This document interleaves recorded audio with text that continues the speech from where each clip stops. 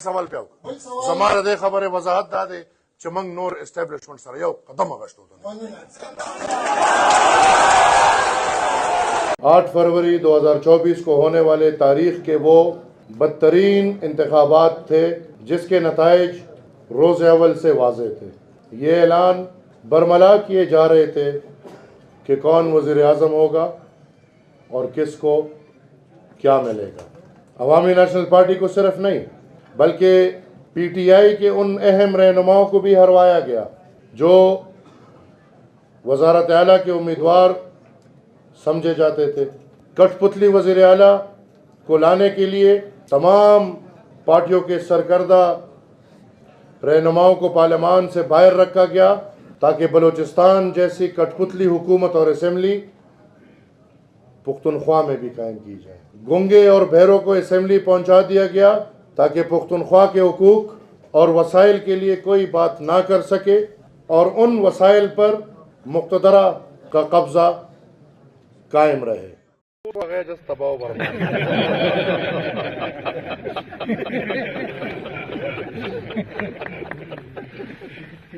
हम तो फिर भी आती हैं जी, हम तो मतलब कि आपको पता है कि हम तो उस दौर से आती है कि कयूम खान को लाके हमारी इलेक्टेड गवर्नमेंट गिराई और फिर क्या क्या हमारे साथ नहीं हुआ, दास्तानें हम सुनाएंगे, लेकिन परवेज खटक बेचारे को तो तबाह कर दिए।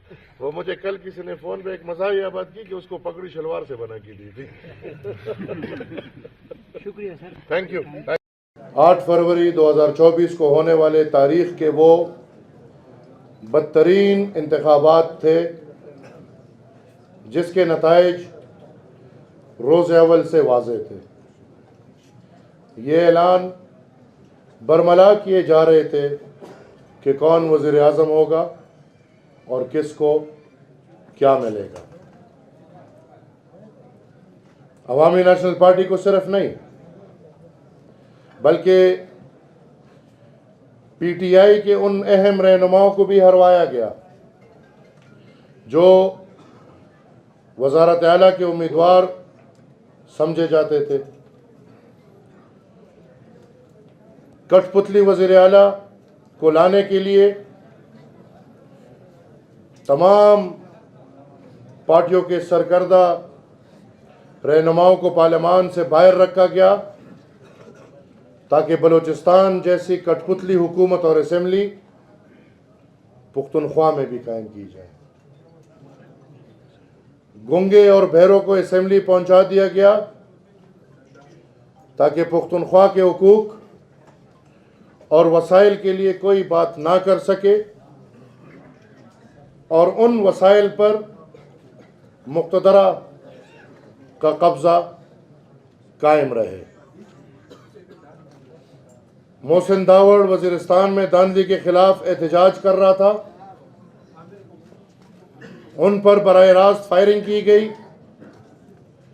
4 साथियों को शहीद किया गया, वो शदीद ज़ख्मी और बाद में नताइज का ऐलान किया गया और एक ऐसे शख्स को असेंबली पहुंचा दिया गया जो अपने सहारे चल भी नहीं सकता ताकि पुख्तूनों की नुमाइंदगी कम की जाए।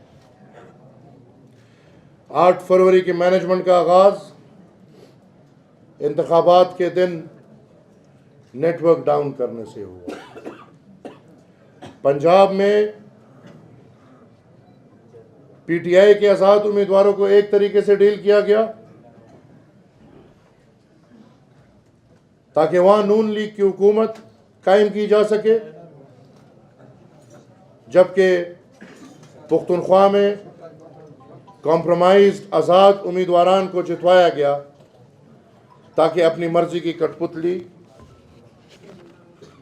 असेंबली बनाई जा सके। पीटीआई के कॉम्प्रोमाइज आज़ाद उम्मीदवार के साथ पहले से डील करके उनको रिलीफ दर रिलीफ दिया गया।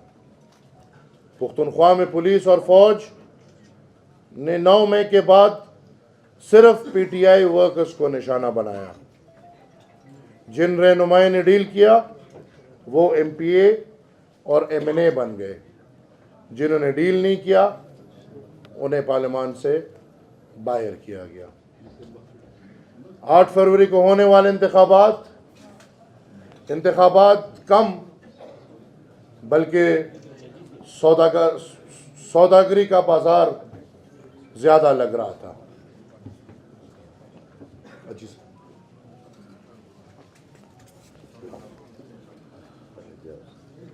8 फरवरी को होने वाले इंतखाबात कम जबकि सौदागरी का बाजार ज़्यादा लग रहा था। हाफिज साहब जो कि हाफिज कुरान है, दयानतदार और अमानतदार कहलाते हैं, वो ज़रा मालूमात करे कि पुख्तनख्वा में इलेक्शन की सौदागरी में उनके साए तले कितने अरब रुपए का सरमाया इस्टेब्लिशमेंट ने बनाया आरओस के जरिए। मैं मिसालों के लिए बहुत से ऐसे उम्मीदवार हैं जिनको मैं मिसालतन पेश कर सकता हूं, जिन्होंने करोड़ों रुपए देके करोड़ों रुपए के हेवस अपनी सीट जीते हैं। और इसी पेशावर में अगर हम देखें तो 6-7वें नंबर के उम्मीदवार 2000-3000 वोट वाले उम्मीदवार आज कुछ करोड़ों के एवज मेंबर बने हुए हैं।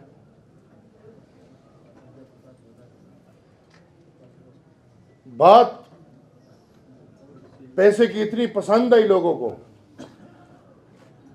सरमाए ने इतना मजा दिया कि एस्टैब्लिशमेंट ने यह भी नहीं सोचा कि हयाताबाद से एक अफगान नेशनल जीत के इलेक्शन में मेंबर बन गया है।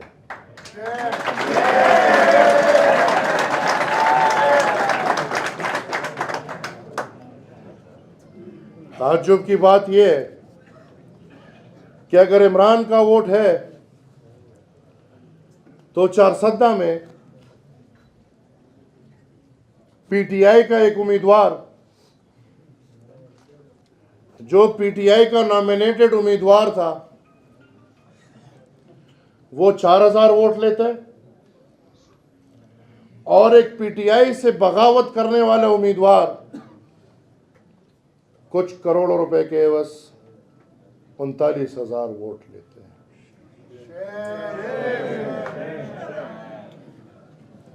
पेशावर से एक साबिक एमएनए साहब के फॉर्म 47 पे 38,000 से पहले एक लगाकर 1,38,000 करके कौम को दिखाया गया है।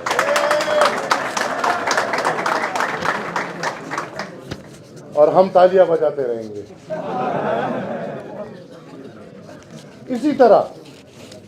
इसी तरह अवामी नेशनल पार्टी के अपने उम्मीदवारों से आरओस के जरिए करोड़ों का मुतालबा किया गया है और हमारे पास सबूत मौजूद है। ज़रूरत पड़ी तो एक सबूत पेश कर सकते हैं। पाकिस्तान में इस वक्त इलेक्शन कमीशन और अदलिया समेत पूरा निज़ाम मफलूज है। एक इदारे की बादशाहियत कायम है और वो है इस्टेब्लिशमेंट। रोज़ अव्वल से आज तक इस मुल्क के साथ जो हुआ है, इसकी जिम्मेदारी सिर्फ इस्टेब्लिशमेंट पर आयद होती है। मुल्क को इस डगर पे पहुंचाने पे, मुल्क को अरबों डॉलर के कर्जदार बनाने पे सारा किरदार इस्टेब्लिशमेंट का। हम इससे मुंह मजीद नहीं फेर सकते कि पाकिस्तान को वही लोग दीमक की तरह खा रहे हैं जो लोग पाकिस्तान जिंदाबाद के नारे लगा रहे हैं। 2008 से लेके 2024 तक अवामी नेशनल पार्टी ने पुख्तनख्वा में क़याम अमन के लिए, दहशतगर्दी के खिलाफ, इंतहा पसंदी के खिलाफ इस सोच के साथ कि अवामी नेशनल पार्टी इस्टेब्लिशमेंट के साथ मिलकर अपने कौम के लिए मसलों का हल ढूंढेगी, हम इस्टेब्लिशमेंट के साथ खड़े हुए, हर हद तक खड़े हुए। हम उस हद तक गए कि इसी इस्टेब्लिशमेंट के लिए हमने इस मुल्क के लिए, इस वतन के लिए सीनों पे गोलियां खाई। हमारी जाती दुश्मनियां कोई नहीं थी, हमारी जाती जिद अना कोई नहीं थी, लेकिन हमने कहा कि चले पाकिस्तान के लिए, पुख्तून के लिए, पुख्तनख्वा के लिए, अपने वसाइल के लिए, अपनी फ्यूचर के लिए, मुस्तकबिल के लिए हम इस्टेब्लिशमेंट के साथ मिलकर अपनी कौम की खिदमत करें। जहाँ पे आज हम इस फैसले पे पहुँचे हैं कि ये हमारी बहुत बड़ी गलत फहमी और गलती है कि इस्टेब्लिशमेंट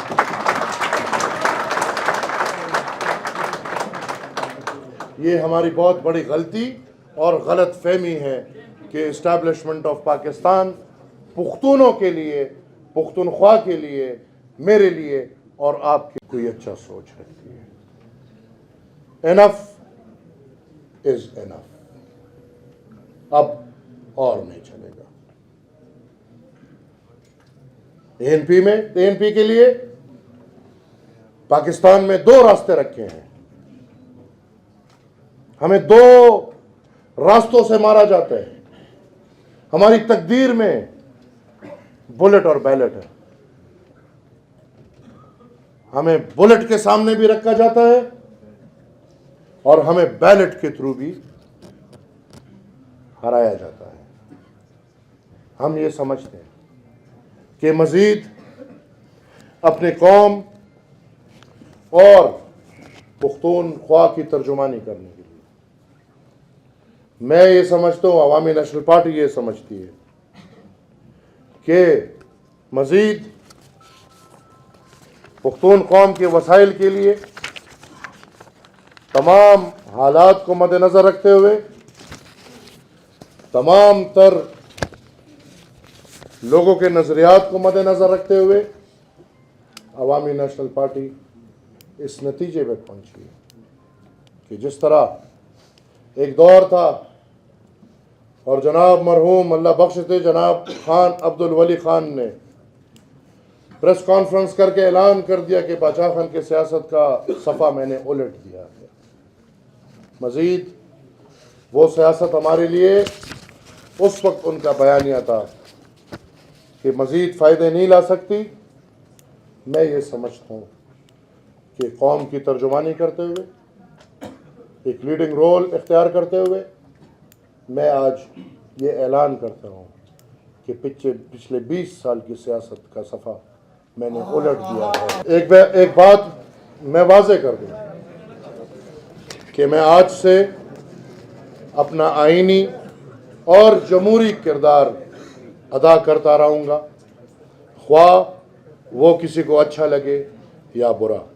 हो सकता है मुझे इस जदोजहद में एंटी स्टेट भी करार दे दे, जो मैं शरीयतन कहता हूँ कि मैं रियासत मुखालिफ नहीं, लेकिन इस कौम की नुमाइंदगी करते हुए मैं ये भी वाज़े कर दूँ कि हमें रियासत के ख़िलाफ़ मजबूर ना किया जाए कि हम खुदा न खास्ता इस रियासत के मुखालिफ हो गए, क्योंकि अगर ये लोग इस रियासत के मुखालिफ हो गए, ये आपको अगला पिछला याद दिलाएगा। कोई इस खाम ख्याली में ना रहे कि गूंगे बहरों को असेंबली में पहुंचाकर 18वीं आईनी तरमीम को रोल बैक किया जाएगा।